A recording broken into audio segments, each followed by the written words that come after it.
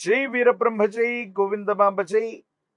నేను మీ కృష్ణమాచార్య శ్రీ బ్రహ్మపదం. గోచారవశాత్తు ఉన్న గ్రహగతుల్ని గవ ప్రశ్నని క్రోడీకరించుకుంటూ 2026వ సంవత్సరం ఆగస్టు మాసం కుంభరాశి వారి యొక్క రాశిఫలం. శివాయ బ్రహ్మణే నమ, వీరబ్రహ్మేంద్ర స్వామినే నమో నమ. జై వీరబ్రహ్మ జై గోవిందమాంబ జై. వచ్చినటువంటి ఫలితం 4. ఇది రాహు సంబంధమైనటువంటి ఫలితం. కొన్ని సందర్భాల్లో అనాలోచితమైనటువంటి నిర్ణయాల వల్ల మానసికమైనటువంటి ప్రశాంతతని మీరు కోల్పోయేటువంటి అవకాశం. అంటే వృత్తి, ఉద్యోగం, వ్యాపార సంబంధమైనటువంటి అంశాలు ఇవన్నీ కూడా చాలా అనుకూలంగా ఉన్నాయి. దాంట్లో ఎటువంటి సందేహం కూడా లేదు. కానీ కొన్ని విషయాల్లో మాత్రం మీరు తీసుకునేటువంటి నిర్ణయాలు అనాలోచితంగా తీసుకోవటం, కొన్ని చిన్న చిన్న ఇబ్బందులు, మానసికమైనటువంటి ప్రశాంతత కోల్పోవటం, ఇవి జరిగేటువంటి అవకాశం ఉంది. ప్రత్యేకించి మీ యొక్క జీవన శైలి అంటే నిద్ర, ఆహారం, ఆరోగ్యం గురించి పట్టించుకోకపోవటం వల్ల దంత సంబంధమైన, కంటికి సంబంధించిన, జీర్ణ వ్యవస్థలకు సంబంధించినటువంటి కొన్ని ఆరోగ్య సమస్యలు మిమ్మల్ని ఇబ్బంది పెట్టే అవకాశం ఉంటుంది. కాబట్టి వీటి పట్ల మీరు కొంత జాగ్రత్తగా ఉండాలి. ప్రత్యేకించి విశేషవంతమైనటువంటి పరిస్థితుల్లో ఈ రాశి జాతకుల యొక్క దైనందిన జీవితంలో చాలా ప్రయోజనాలను మీరు పొందుతూ ఉంటారు. ఒక్కసారిగా భగవంతుడు కాలం కొన్ని అద్భుతమైనటువంటి స్థితిగతుల వల్ల మీరు చేసే కొన్ని ప్రయత్నాలు సఫలీకృతమై సానుకూలవంతమైనటువంటి స్థితిగతుల్లోకి మీరు వెళతారు.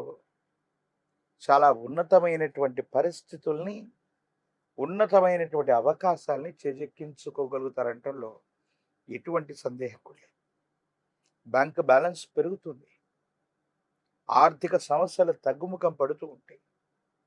ఏ ఒక్క వ్యక్తికి రుణగ్రస్తుడిగా లేని జీవన విధానం కావడానికి మీరు చేసే ప్రయత్నాలు కూడా సఫలీకృతం అవుతూ ఉంటాయి. ఇవన్నీ బాగానే ఉన్నాయి, కానీ జాగ్రత్త వహించవలసినటువంటి అంశం ఒకటి ఉంది. కొంతమంది వ్యక్తులకు మనం సహాయం చేయబోయి, అది మాట సహాయం అవ్వచ్చు, ఆర్థిక సహాయం అవ్వచ్చు, లేదా మరేదైనా కూడా కావచ్చు. కొన్ని రకాలైనటువంటి చట్టపరమైన అంశాలు, న్యాయపరమైనటువంటి వ్యవస్థలకు సంబంధించినటువంటి చిక్కుల్లో మనం పడే అవకాశం ఉంది.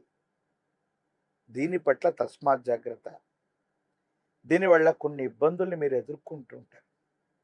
కొన్ని మానసికమైనటువంటి సంఘర్షణని మీరు పొందుతారు. ఏం చేయాలో అర్థం కాక, ఏమవుతుందో తెలియక, సంఘర్షణతో కూడిన జీవన విధానం ఏదైతే ఉందో మిమ్మల్ని కొంత ఇబ్బంది పెట్టేటువంటి అవకాశం ఉంది. వీటి పట్ల మీరు కొంత జాగ్రత్తగా ఉండవలసినదే.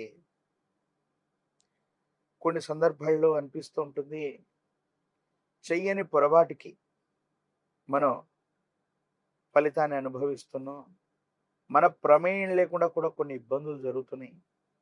మన ప్రమేయం లేకుండా కొన్ని రకాలైనటువంటి స్థితిగతుల్లో మానసికమైనటువంటి సంఘర్షణ కలుగుతుంది అని అనుకుంటూ ఉంటాం. కొన్ని పరిస్థితులు అట్లాగా ఉంటూ ఉంటాయి. అలాగే కుటుంబానికి సంబంధించినటువంటి జీవిత భాగస్వామి అవ్వచ్చు, కుటుంబ సభ్యులకు సంబంధించినటువంటి విషయంలో వాళ్ళ ఆరోగ్యం, వాళ్ళకు సంబంధించినటువంటి స్థితిగతి పట్ల కూడా మీరు కొంత ఆలోచించాలి.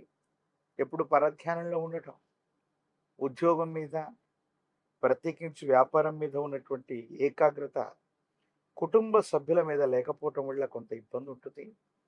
జీవిత భాగస్వామికి సంబంధించిన ఆరోగ్యపరమైనటువంటి అంశాల పట్ల కూడా కొంత మీరు శ్రద్ధ వహించటం అనుకూలవంతమవుతుంది.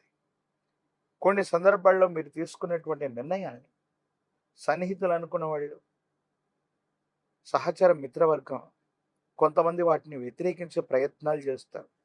ఎందుకు వ్యతిరేకిస్తారో కూడా తెలియదు. ఏ కారణంగా వ్యతిరేకమైనటువంటి భావనలు వస్తాయి కూడా తెలియదు. దీనికి మన ప్రధానమైనటువంటి కారణం నరఘోష, నరధిష్టి, నరపీడ మాత్రమే. కొన్ని సందర్భాల్లో మీరు తీసుకున్నటువంటి నిర్ణయాల్ని కొంతమంది వ్యక్తులు వ్యతిరేకించడానికి గల ప్రధానమైనటువంటి కారణం ఏదైనా ఉంది అంటే వాళ్ళకి నచ్చకపోవటం, నరఘోష, నరదిష్టి, నరపీడ కలగడం వల్లనే అవుతూ ఉంటుంది. ఆర్థికపరమైనటువంటి ప్రయోజనాలు బాగున్నాయి, డబ్బుకు సంబంధించినటువంటి ఇబ్బందులు తొలగిపోయి ఆర్థికపరమైనటువంటి ప్రయోజనాల్లో చాలా ఉన్నతమైనటువంటి స్థితిగతులకి మీరు వెళ్ళిపోతారనటంలో ఎటువంటి సందేహం కూడా లేదు. ఆరోగ్యపరమైనటువంటి అంశాల పట్ల మాత్రమే కొంత జాగ్రత్త వహించాలి. కుటుంబపరమైనటువంటి వ్యక్తులు అవ్వచ్చు, కుటుంబానికి సంబంధించినటువంటి కొంతమంది వ్యక్తులతో వాళ్ళకు సంబంధించినటువంటి సమయాన్ని వాళ్ళకి ఇవ్వటం, వాళ్ళతో సామరస్యంగా మనం ఉండేటువంటి ప్రయత్నాలు కొన్ని చేయటం యోగదాయకమైనటువంటి ఫలితాలకు కారణమవుతుంది. సమాజంలో అత్యున్నతమైనటువంటి అవకాశం కలిసి వచ్చి మీకు పేరు ప్రఖ్యాతలు, ధనం రావటానికి, మీరు వృద్ధిలోకి రావటానికి, మీ దైనందిన జీవితంలో ఎంతో కాలంగా ప్రయత్నం చేస్తున్నటువంటి ఒక ఉన్నతమైనటువంటి సముచిత స్థానంలోకి మీరు రావటానికి ఒక రకమైనటువంటి సువర్ణ అవకాశం కలిసి వస్తుంది. కానీ నిర్లక్ష్యం కారణంగానో, అపాత్రాధానం కారణంగానో, అనాలోచితంగానో తీసుకునే నిర్ణయాలు కొన్ని ఇబ్బందులకు కారణమవుతుంటాయి. అందుకే మధ్యవర్తిత్వ సంతకాలు పెడుతున్నటువంటి సందర్భంలో షూరిటీలు, గ్యారంటీలు కొంతమంది వ్యక్తులకు మధ్యవర్తిగా ఉంటూ వాళ్లకు సంబంధించినటువంటి సమస్య మొత్తాన్ని కూడా మన భుజస్కంధాల మీద వేసుకోవటం వల్ల కొన్ని ప్రత్యేకమైనటువంటి ఇబ్బందులు పొందేటువంటి అవకాశం ఉంది.